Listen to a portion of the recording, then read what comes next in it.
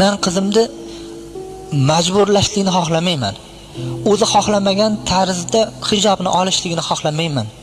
Undan yuragi siqilib turib olishligini xohlamayman. Xohlagan vaqtida tashlab yuboradigan qilib.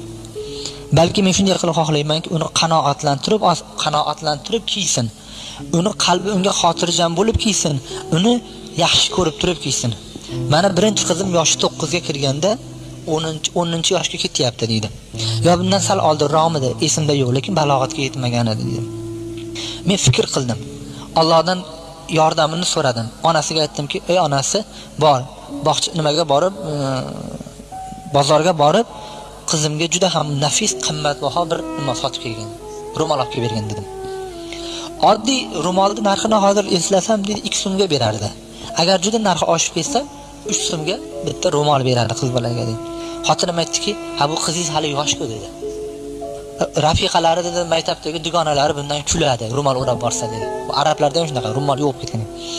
Rafiqasi ro'mol kiyib kuladi.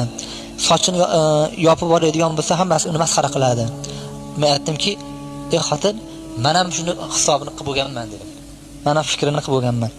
Unga shunaqa ro'mol sotib qo'yingki, bozordagi eng qimmat bo'lsin. Hech kimning puli yetmaydigani bo'lsin dedim. Keyin xotinim bozorga ketdi dedi. Bozorga ketib, bozordan bir joydan menga telefon qildi. Telefon qilib aytdiki, "Taqsir dedi, bir joydan ro'mol topdim. O'zi ipakdan ekan, xolis ipakdan ekan, lekin puli 40 so'm ekan" dedi. 2 so'mga bitta ro'mol beradi. O'zligi aytgan, topgan nimasi eng qimmati 40 so'm ekan dedi. O'shanda oyligim yarmi shu edi. Topadigan oyligimni yarmi shu edi. Unga aytdimki, "Sotib olgin" dedim. Desam, xotinim telefonda ajablandi. Meni qilgan fikrimdan qaytarmoqchi bo'ldi. Oyog'ini tirab turdi. Men ham o'zimiz ishimda oyog'im tirab turardim. Keyin xotinim ro'molni olib kelgandan keyin qizim kiydi uni. Maktabiga bordi. Qizimni ro'mol o'rab borganidan hayron qolishligiga qaraganda, qizlarning chiroyli ro'molligiga hayron qolishligi ziyoda bo'ldi. Ro'molning chiroyliligiga hammasi hayron qoldi. Hammasi ro'molini maqtabdilar. Aksarlar ularda bo'lmay, bunda shu ro'mol bo'lganligiga hasad ham qildilar. Hammasi uyga kelib, dadasiga hech yo'q shu ro'molga yaqinroq bo'lsa ham ro'mol olib berishni majburini qildi dedi. Bu dugonalardan ko'rgan qiz edi.